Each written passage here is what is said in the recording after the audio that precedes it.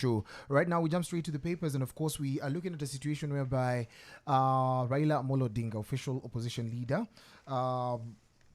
made a statement on Thursday last week, talking about his succession, and of course, his succession comes at the moment where we're talking about his bid for the African Union Commission as chair next year, and of course, he hinted to ODM delegates on Thursday that he would relinquish the party's top position next year to his deputies, that is former Governor Hassan Joho and Wycliffe Oparanya, if he wins the Africa Union Africa Union Commission chairmanship position. That's right, but what he did not say is which of the two he would relinquish his position to, Yes. leaving them to form their own camps and try and garner support should Mr. Odinga win the AU Commission chairmanship. So far, Hassan Ali Joho and Wycliffe Oparanya all have quite a few ODM and Azimio strongmen in their camps.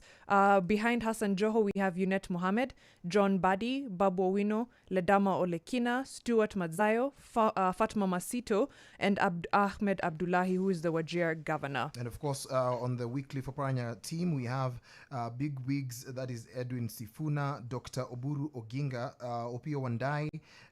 We have Timothy Bosire, Simba Arati, Catherine Omanyo, Elsie Muhanda. Both teams, actually, both sides, both factions actually have very heavy people. True. Because if you look at someone like Babu Owino, that's the future of ODM, whether we acknowledge that or not. Ledama Olekina has been really vocal also. On this other side, we see Edwin Sifuna, Opio Wandai, and of course Oburu Oginga, who are really vocal. And of course, you can't dismiss someone like Simba Arati. True. Again, whilst this succession politics happens, we'd still want an active opposition, right? That is still looking out for Kenyans. I saw quite a number of leaders yesterday speaking about the National Dialogue Committee report, including Eugene Wamalwa, talking about how the job done was either shoddy and it was incomplete and it did not focus on what Kenyans needed most, which was the cost of living. Yes. So that leaves me wondering, where does that conversation fall while these succession battles are happening? What happens to the needs of Kenyans? Yes, and we need not politicize our situation right now because high cost of living affects everyone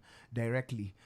Indirectly, if you're living outside the country, because maybe you're making investments home and it might bring a lot of trouble. Right now, we're also looking at Ali Hassan Joho, who's probably making a comeback. He's been silent for quite some time, was away for some time before he came back into live politics, and he's already started his nationwide campaign of registering new members for ODM and, of course, garnering support for himself. We've got Ava Max with the motto here, and then, of course, we'll come take a look at a few more stories, including why you should be listening to your children whenever they tell you anything, and sometimes the predatory things that are happening in boarding schools.